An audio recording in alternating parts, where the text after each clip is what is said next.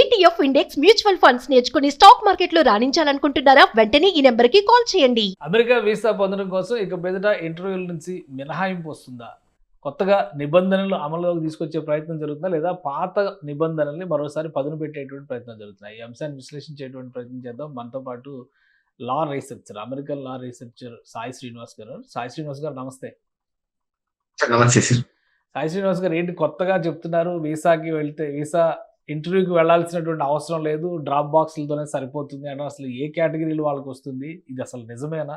ఏం జరుగుతుంది అమెరికా వీసాల మన వాళ్ళకి? ఎందుకంటే 9 నెలలు, 10 నెలలు, సంవత్సరం వెయిటింగ్ ఉంది వీసా ఇంటర్వ్యూస్ కోసం. స్లాట్సే దొరకట్లేదు. సో ఏం జరుగుతుంది ఇప్పుడు కొత్తగా? సార్, యూజువల్ గా ఇప్పుడు కొత్త వీసా వేవర్ రిక్వెస్ట్ ఎవరెవరికి చేయొచ్చు అంటే ఇంటర్వ్యూ వేవర్ రిక్వెస్ట్ అనేది ఒకటి ఉంటుంది సార్. అంటే నార్మల్ గా మనము ఎక్స్టెన్షన్ కానీ ఇప్పుడు నార్మల్ గా ఒక H1B హోల్డర్స్ కి 6 సంవత్సరాలు వీసా ఉంటుంది సార్. ప్రతి 3 సంవత్సరాలకు ఒకసారి మనం రెన్యువల్ చేసుకుంటాం. ముందున్న పరిస్థితులు ఎలా ఉన్నాయంటే మామూలుగా ఈ సెకండ్ టైం రెన్యూ చేసుకునేటప్పుడు 3 సంవత్సరాల తర్వాత రెన్యూ చేసుకున్నప్పుడు వాళ్ళు డైరెక్ట్ గా ఇంటర్వ్యూ పోన్ అవసరం లేదు. డైరెక్ట్ గా వీళ్ళు ఒక రిక్వైర్మెంట్స్ అన్ని డాక్యుమెంట్ లో పెట్టేసి ఇక్కడ డ్రాప్ చేస్తే సరిపోయేది. కానీ ఇప్పుడు ఏం చేస్తున్నాడంటే ఇది ఇంటర్వ్యూకి వెళ్ళాలి, ఇంటర్వ్యూ తప్పకుండా వెళ్ళాలి అని చెప్పడం జరిగింది. అంటే దీని ద్వారా అంటే మీరు చెప్పినట్టు మామూలుగా ఇప్పుడు అపాయింట్మెంట్స్ దొరకడం లేదు, మళ్ళీ రిజెక్షన్స్ ఏమన్నా వస్తాయి అనేది కొంచెం భయంగా ఉన్నారు సార్, ముఖ్యంగా మన భారతీయులు. ఎందుకంటే ఈ H1B కానీ ఈ డిపెండెంట్ వీసాస్ కానీ ఎక్కువ అధిక శాతంలో మన భారతీయులే బాగా దీన్ని అంటే ఈ వెసులుబాటుని బాగా తీసుకునేవాళ్ళు. అంటే ఇది ఫస్ట్ టైం వీసా అప్లై చేస్తున్న వాళ్ళకి కూడా వస్తుందా? లేదంటే రెన్యువల్స్కి వెళ్ళేటువంటి వాళ్ళకే ఈ వీసా ఇంటర్వ్యూ మినహాయింపులు అనేవి ఉంటాయా? సో యూజువల్ గా ముందు ప్రతి వాళ్ళకు ఈ వీసా ఇంటర్వ్యూ అనేది మ్యాండేటరీ సార్.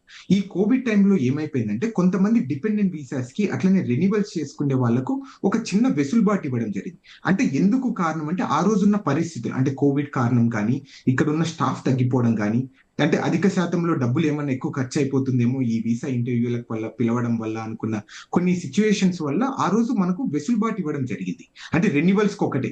అంటే ఫర్ ఎగ్జాంపుల్ ఇప్పుడు మీరు H1B 6 సంవత్సరాలు ఉంటుంది కదా సార్, 3 సంవత్సరాల తర్వాత ఆటోమేటిక్ గా మీరు రెన్యువల్ అయిపోయేది. అంటే జస్ట్ ఈ అన్ని డాక్యుమెంట్స్ తీసుకొని వచ్చి అక్కడ డ్రాప్ బాక్స్ లో పెట్టేస్తే. కానీ ఇప్పుడు అది రిమూవ్ చేయడం జరిగింది. అంటే there is nothing wrong in it sir. అంటే దీని ద్వారా ఏమైపోతుంది అంటే మళ్ళీ ఏమైనా వీసా రిజెక్షన్ జరుగుతాయా, లేకపోతే మళ్ళీ మనం ఎంత సమయం అనేది వెయిట్ చేయాలి అనేది కొంచెం భయం అనేది క్రియేట్ అయిపోయింది సార్. ఇది ఓన్లీ ఇప్పుడు ప్రస్తుతానికి ఈ వీసా ఇంటర్వ్యూ వేవర్ కొంతమందికి ఇవ్వడం జరిగింది. అంటే దాంట్లో ఏంటంటే first of all foreign diplomats ఉంటారు కదా సార్, మామూలుగా UN లో వర్క్ చేసే వాళ్ళు లేకపోతే ఇండియన్ ఎంబసీలో వర్క్ చేసే వాళ్ళు, వీళ్ళందరికీ మళ్ళీ సేమ్ ఇట్లనే వీసా ఇంటర్వ్యూ అవసరం లేకుండా చేయడం జరిగింది. అట్లనే B1, B2 వీసా వాళ్ళకు ఒక 5-6 కండిషన్స్ పెట్టేసి వాళ్ళకు కూడా వీసా ఇంటర్వ్యూ రెన్యువల్ కి వెళ్ళేటప్పుడు ఇంటర్వ్యూ ఇవ్వనవసరం లేదని చెప్పడం జరిగింది. ఓకే. అంటే రెగ్యులర్ గా చేసేటువంటి వాళ్ళకైతే లేదా ఫ్రెష్ గా అప్లై చేసేటువంటి వాళ్ళకైతే వీసా ఇంటర్వ్యూ కంపల్సరీ సార్. అది ఎప్పుడైనా కంపల్సరీ. H1B పరిస్థితి ఏంటి? యూజువల్ గా H1B వాళ్ళు కూడా ఫస్ట్ టైం స్టాంపింగ్కి వెళ్ళినప్పుడు తప్పకుండా వీసా ఇంటర్వ్యూకి వెళ్ళాలి సార్. సెకండ్ టైం వాళ్ళు రెన్యువల్ కి వెళ్ళినప్పుడు మాత్రము మామూలుగా అందరూ ఏం చేస్తారంటే డ్రాప్ బాక్స్ చేసేస్తారు. అన్ని డాక్యుమెంట్స్ అన్ని మేము ఆల్రెడీ ఒకసారి మనం ప్రూవ్ చేసుకొని ఉంటాం కదా సార్ వీసా ఇంటర్వ్యూలో. అంటే మనం లీగల్ గానే ఉంటున్నాం, మనం లీగల్ గా అన్ని చేస్తున్నామని. సో వీళ్ళు కొంచెం సడలించడం జరిగింది. సర్లే సెకండ్ టైం వద్దులే, మీరు ఫస్ట్ టైం ఆల్రెడీ ఇచ్చేసారు కదా అని. కానీ ఇప్పుడు ఏం చేశారంటే సెకండ్ టైం కూడా మ్యాండేటరీ చేయడం జరిగింది. అంటే దీని ద్వారా ఏమైపోతుంది అంటే చాలా మంది ఇండియాకి రావాలనుకున్న వాళ్ళు కూడా కొంచెం తగ్గిపోతారు సార్. ఎందుకురా ఇప్పుడు మళ్ళీ వీసా ఏమైనా క్యాన్సిల్ అయిపోతే మనకి ఇబ్బంది పడిపోతాము, మన ఇంటర్వ్యూ మళ్ళీ ఏమైనా రిజెక్ట్ చేస్తారేమో అని కొంచెం ఆ భయం అనేది క్రియేట్ అయిపోతుంది సార్ దీనివల్ల.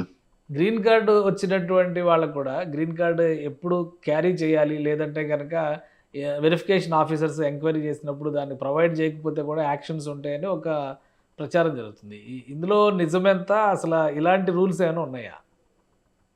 సార్ ఇది ఆల్రెడీ ఎప్పుడు నుండో వస్తున్న ఒక చట్టం సార్. అది section immigration and nationality act చట్టం ప్రకారం 246E క్లాస్ దాంట్లో క్లియర్ గా రాయడం జరిగింది.